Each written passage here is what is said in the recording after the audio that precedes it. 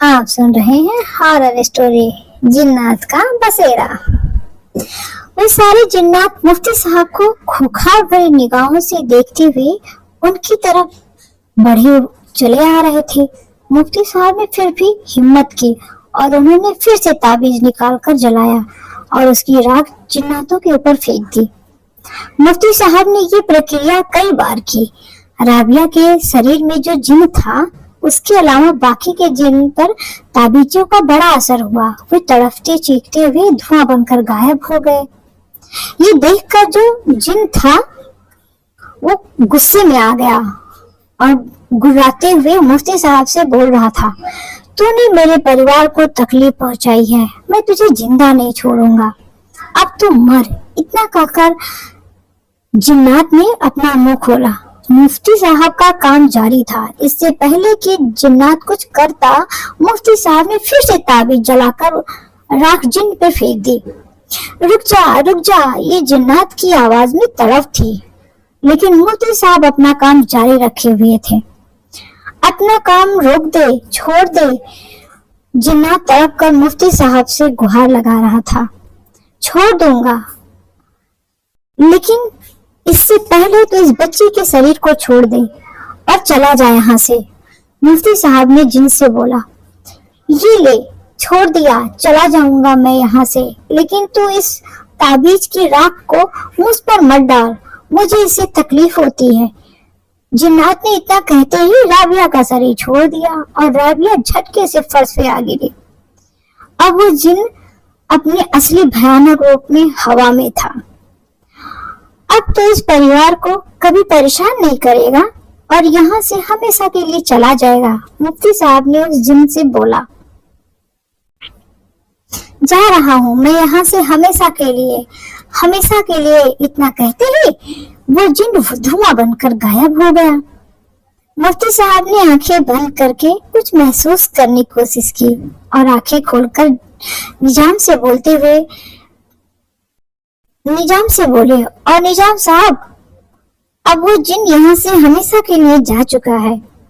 आपकी बेटी और आप लोग अब उस जिन से महफूज हैं। इतना सुनते ही सब लोग खुश हुए और राबिया के पास गए और निजाम ने मुफ्ती साहब के पास आकर उनके हाथ को चूमते हुए उनका शुक्रिया अदा किया।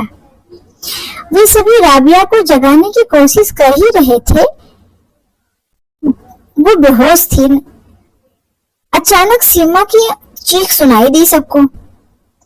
उसके चीखने पर सबने सीमा को पलट के देखा तो सीमा जिधर देख रही थी फिर उधर देखा तो साजिद बेहोश होकर हवा में लटका हुआ था।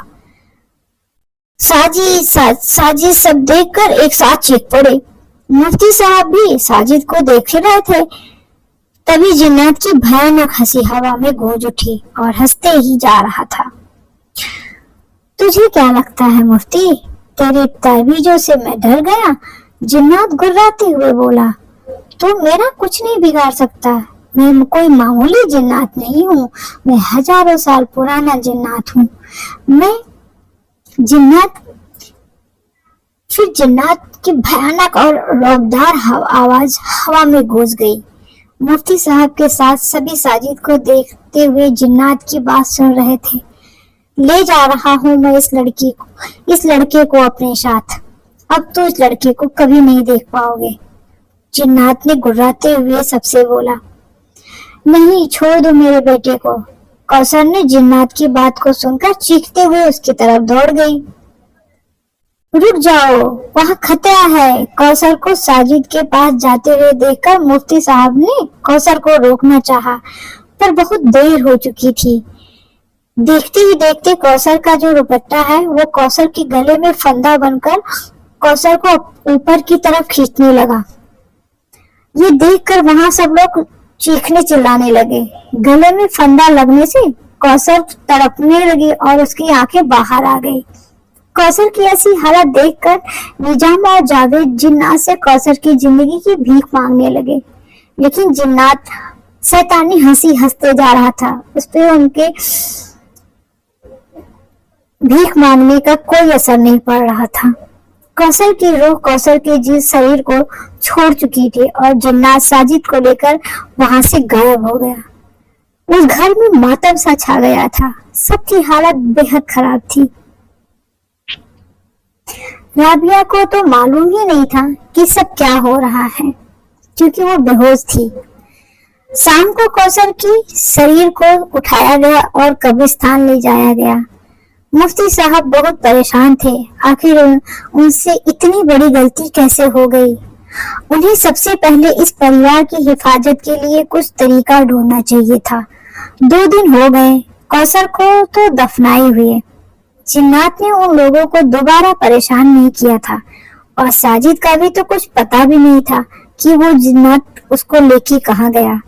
जिन्नात ने मुफ्ती साहब से गुहार लगाई कि वो अपनी बीवी को तो खो चुके हैं, लेकिन किसी तरह से अपने बेटे को नहीं खोना चाहते। वो मुफ्ती साहब से बोले, वो जिन्नात बहुत ताकतवर है। फिर मुफ्ती साहब ने बोला कि मैं कुछ नहीं कर सकता हूँ, मैं उसे अपने काबू में नहीं कर सकता है, मैं उसका सामना नहीं कर सकता, लेकिन मैं एक ऐसे शख्स को जानता हूँ जो तुम्हें तुम्हारे परिवार को इस मुसीबत से निकाल सकता है। निजाम ने बेसब्री से पूछा, कौन है वो शख्स, मुझे बताओ, मैं उसके पास जाऊंगा। पीरजादा साहब ही तुम्हें इस जिन्नात से बचा सकते हैं। वे ज्यादातर इबादत में मसरूफ रहते हैं, बहुत कम लोगों से मिलते हैं। पीरजादा साहब, तुम उन्हें अपनी परेशानी के बारे में बताओगे तो वे तुम्हारी मदद जरूर करेंगे। मुफ्ती साहब ने निजाम को बताया। कहाँ मिलेंगे पीरजादा साहब? निजाम जल्द से जल्द पीरजादा साहब से मिलकर अपने परिवार को जिन से बचाना चाहता था।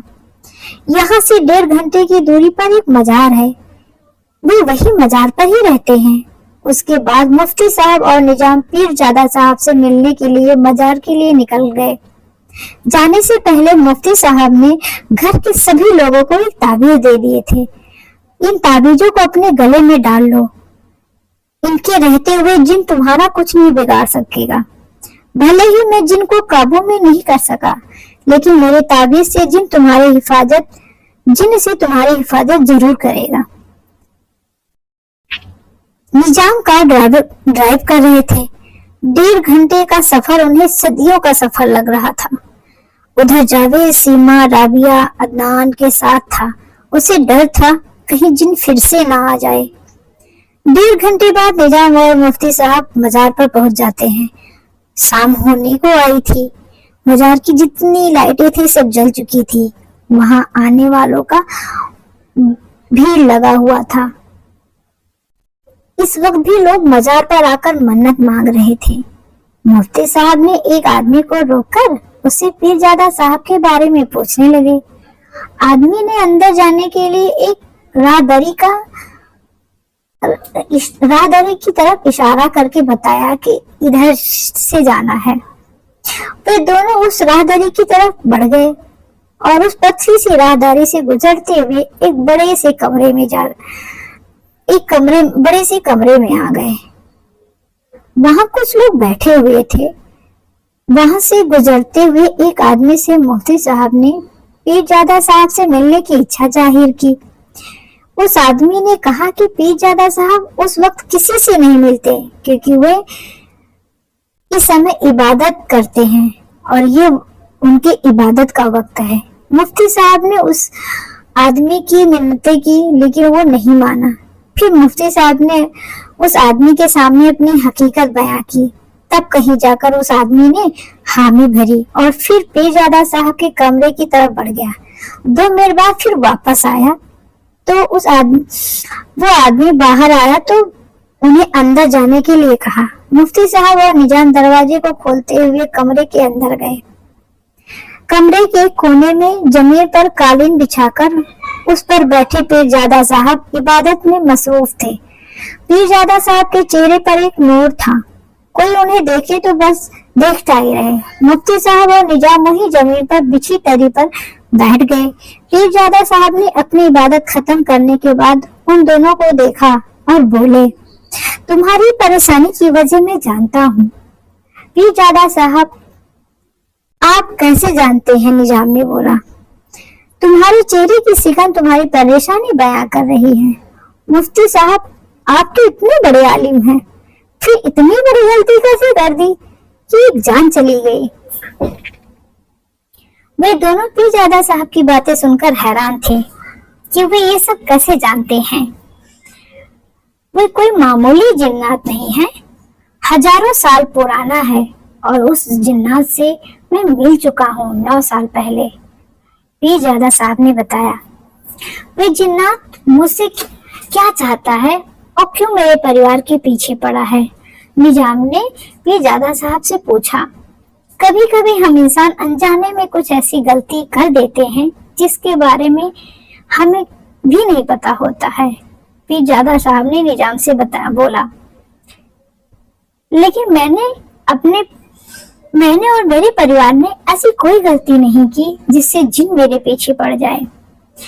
तुमने कोई गलती नहीं की, लेकिन किसी और इंसान ने गलती की थी जिसकी सजा तुम्हें मिल रही है। कौन है वो इंसान? पीरजादा साहब, निजाम ने पूछा। अभी हमें यहाँ से निकलना होगा क्योंकि हमारे पास ज्यादा वक्त नहीं है। वो जिन्नात बहुत गुस्से में है और कुछ भी कर सकता है। मैं आपको रास्ते में बताता हूँ कि क्या बात है। पीरजादा साहब खड़े हो गए। आज से 9 साल पहले की बात है। एक मियाँ बीवी मेरे पास आए। वे बहुत परेशान थे। उन्होंने बताया उनकी एक 12 साल की बेटी।